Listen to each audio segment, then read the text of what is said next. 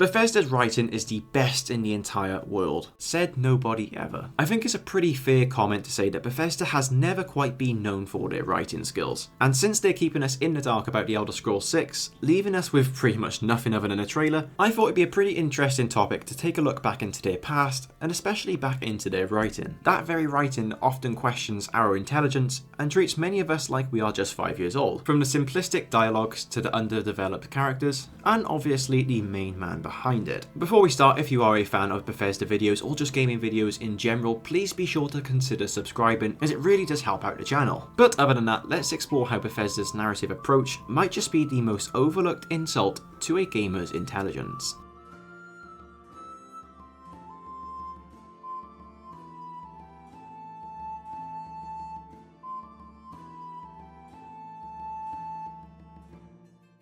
Now, you can't talk about Bethesda's writing without talking about the core driving force behind it, that being Emil Pagliarulo. Emil has been the entire factor behind Bethesda's storytelling since he took over as lead designer for narrative with Fallout 3. His name has become synonymous with Bethesda's approach to their whole narrative design, for better or pretty much for worse. Emil's philosophy leans heavily on the idea that the player is the story. This means he sort of focuses on giving players the freedom to create their own narrative through choices and actions, rather than providing a tightly knit, predetermined story. While this sounds very appealing at first, critics often argue that it results in narratives that feel more like frameworks for player actions rather than an actual compelling story for their own right. He's been quite vocal about this approach, once stating in an interview that he's less interested in crafting detailed plots and more in facilitating player-driven experiences. But this player-centric approach can sometimes feel like an excuse for not developing deeper into character development or plot details in general. Under Emil's guidance, games like Fallout 3, Fallout 4, Skyrim and Starfield have seen a shift towards simplicity in their narrative structure. The focus seems to be on accessibility and broad appeal, which can lead to stories that feel a bit less mature or nuanced compared to earlier Bethesda titles. The simplification is evident in the dialogue systems, where complex moral choices are often reduced to basic options, or sometimes even hidden behind a facade of choices, where the outcome remains largely the same regardless of what the player actually selects. This can make the player feel a bit like the decisions don't matter as much as they're led to believe, which isn't as immersive as you would like it to be. Now, obviously in Bethesda games there are numerous stories where one decision can affect a big plot point. I can totally understand that, but I'll touch a little bit more later on it in the video. Emil's writing has drew a significant amount of criticism from both fans and reviewers alike, particularly for its perceived lack of depth. Comments from Emil, like his infamous tweet about not caring if players read terminals or books in Fallout 4, have been interpreted as dismissive of fans who enjoy the lore and backstory of the game world. Moreover, his defenses of narrative choices in Fallout 4 and Starfield often centers around the complexity of the game development and the need to balance the narrative with the gameplay, which some see as an admission that the narrative might just not be the primary focus. However, by doing this style that Emil has implemented in his approach,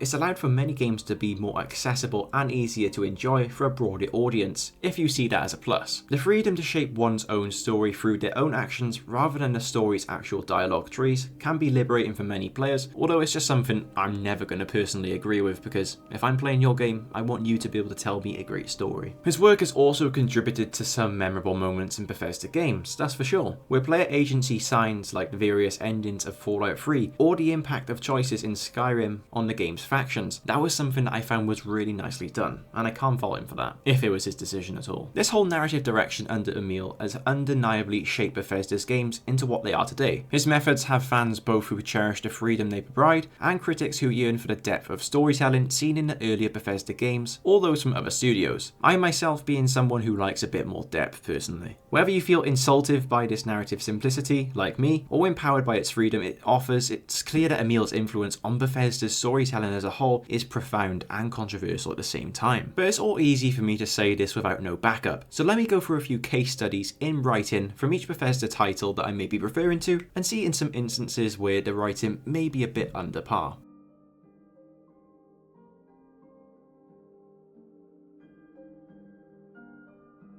One of the most controversial aspects of Fallout 4 was its dialogue system, in my opinion. Reduced to a 4-option wheel, often summarised with vague descriptors, players found it very challenging to predict the outcome of their actual choices. This was a stark departure from the more detailed choices in the previous Fallout games, leading to a feeling of reduced urgency in storytelling. I myself like to know what I'm actually going to tell the other person I'm speaking to, not with a brief little description of something that could completely upset them if I don't get the right context. As well as that, I want to briefly touch on the main quest criticism. The main storyline of Fallout 4, in my opinion and a lot of others, is quite criticised for its linear approach. Despite the game's open world environment, the main quest often felt like it funneled players into a predetermined narrative path. The quest for Sean, for instance, was seen as a straightforward journey rather than a complex narrative web. I was actually taking a look online to get some people's opinions of this, and I found something that was quite funny. Someone asked the question of if there was any way to actually save Sean in Fallout 4. No, you can't, as his death is scripted into the game, and due to the game's lack of foresight and choice, many options that would make sense story-wise simply aren't available, which I found as a pretty appropriate way to put it. Now to move on to the beloved Skyrim. With Skyrim, Bethesda introduced a world where you could be anything from a thief to a mage, but the narrative often felt a bit flat. That's my only complaint with this masterpiece of a game. The main quest, while still epic in scope, didn't delve too deeply into character motivations or the consequences of the player's actions beyond the immediate plot. The Civil War subplot, potentially one of the richest narrative veins, was instead treated with a binary choice system,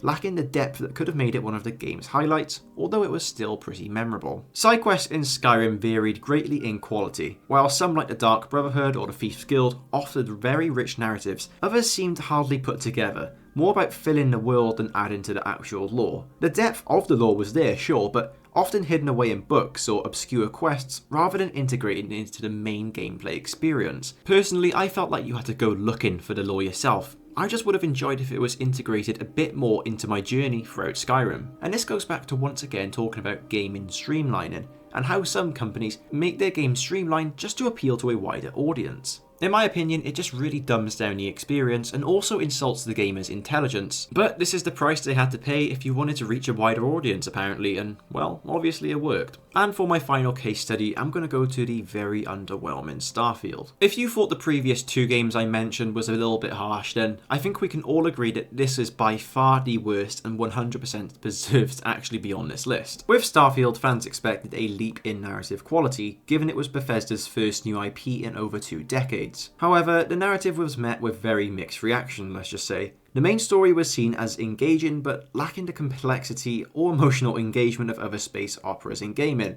so not very engaging at all then. The character development, particularly for the protagonist, remained pretty superficial, with players often feeling disconnected from their avatar's journey or the impact of their choices on the broader galaxy. I'd like to think that, like its predecessor, Starfield continues the trend of simplifying dialogue options. The game's attempt at a more interactive dialogue system with persuasion checks was a step forward, but the overall narrative impact of these choices was just often minimal, maintaining a sense of linear storytelling once again and really harming the player experience.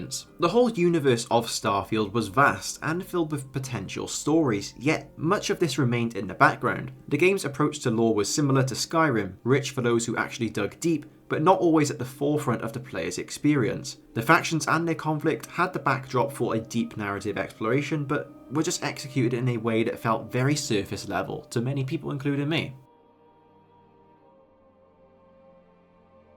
Across these titles, we see a pattern. Bethesda excels at creating expansive, interactive worlds, but struggles with delivering narratives that match the scale in depth or emotional impact. The writing often feels like it's there to support the gameplay, rather than being a pillar of the experience itself. This has led to divide among fans who enjoy the freedom and exploration Bethesda offers, and those who feel like the narrative is an afterthought, possibly even an insult to their intelligence, given the potential of these worlds. There's so many more examples of the writing I could give regarding the dialogue and character development, and just the story in general, but maybe I'll make a part 2 on this in the future. The writing, particularly under Emil's direction, has leaned towards simplicity and accessibility, perhaps to cater to this wide audience as I mentioned before. This obviously though is at the cost of the narrative richness, which so many gamers desire in an open world game. While Bethesda games have their undeniable charm, filled with their moments of awe and player driven adventure, the narrative just feels like an afterthought, which is so frustrating to me. It's like a background noise of the main event, which is set to be exploration and combat. But then again, is the combat even that overly exciting? This whole approach can leave players who crave a deep, engaging story story just be left unfulfilled, even insulted at times by a narrative that just doesn't match the ambition of the game's world and lore. Bethesda has shown it can create compelling lore and memorable moments, but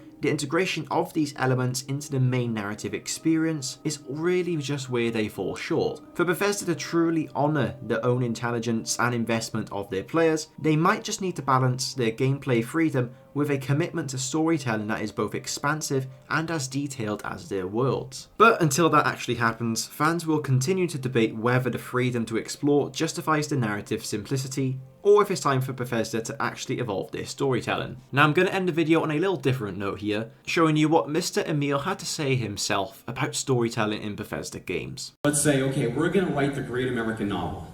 It's going to be this thing. And on every page will be written comedy and tragedy, and it'll be wonderful, it'll be amazing. And you're going to give this book, this great American novel, to the player. And what are they going to do with it? They're going to rip out every page and make paper airplanes out of them. And they're going to throw them around the room. And they're never going to see your story. Because the story is there, right? But they are going to spend 30 hours making shacks. Okay?